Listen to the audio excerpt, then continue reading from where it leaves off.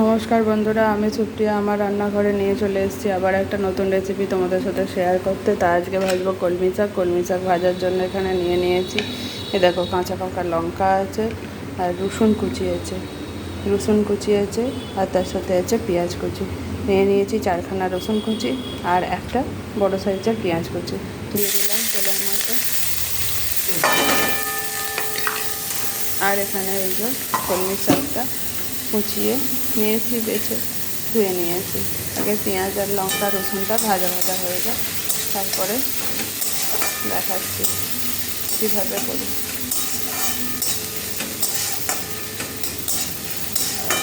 এই গরমে হালকা পাতলা রান্নার মধ্যে খালি উচ্ছে, শাক, আম চাটনি এইসবই তো ভালো লাগবে, তাই আমাদের রোজই একটু করে শাক হচ্ছে। এই যে পেঁয়াজ আর রসুন কাঁচা লঙ্কাটা একটু ভেজে নিই, তারপরে আসি। এই দেখো, পেঁয়াজ রসুনটা ঠিক ভাজা হয়ে গেছে, ভাজাটা নরম হয়েছে এবং হালকা বাদামি রঙ হয়েছে। এই অবস্থাতেই আমি শাকটা দিয়ে দেবো, তবে শাকটা টেস্ট হবে, খেতে ভালো হবে।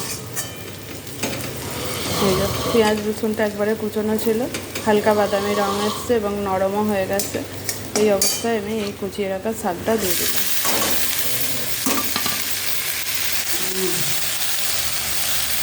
দেখো বন্ধুরা, এবার শাকটার মধ্যে আমি দিয়ে দেবো হলুদ পরিমাণ মতো, দেবো পরিমাণ মতো নুন। শাক তো অল্প রান্না করলে কমে যায় আরোই, তার শাকে তো অল্পই নুন দিতে হয়। দিয়ে দিলাম অল্প করে সামান্য নুন।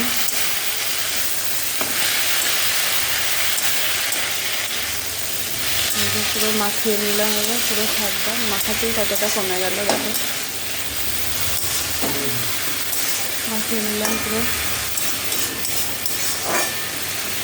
নিয়ে এবার চাপা দিয়ে দিলাম।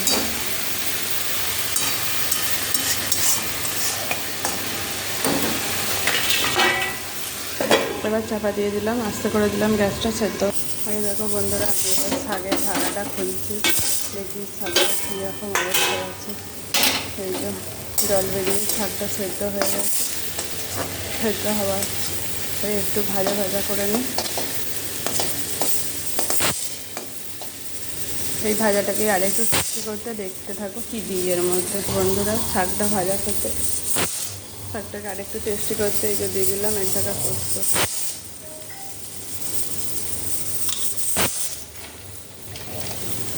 আর দিয়ে দিলাম বাদাম 1 চামচ, দিয়ে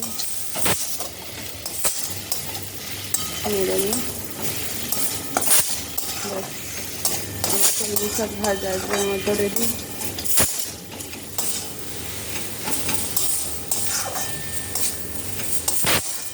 হয়ে গেছে, এবার নামিয়ে ফেলি। সেই যে বন্ধুরা, আমার আছে কলমি শাক ভাজা রেডি। তা আজকে আমি ভেজেছি 1 2 3 4 5 রকম ভাজা। এই 5 রকম ভাজার মধ্যে তোমাদের সাথে কলমি শাকটা শেয়ার করলাম। এই কলমি শাকটা এইভাবে যদি তোমরা ভাজা করে খেতে চাও তো খেয়ে দেখো, খুব ভালো লাগে। তা আজকের রেসিপি এই পর্যন্তই, এখানে রাখলাম। আবার অন্য কোনো নতুন রেসিপি নিয়ে আসছি অন্য কোনো নতুন সময়।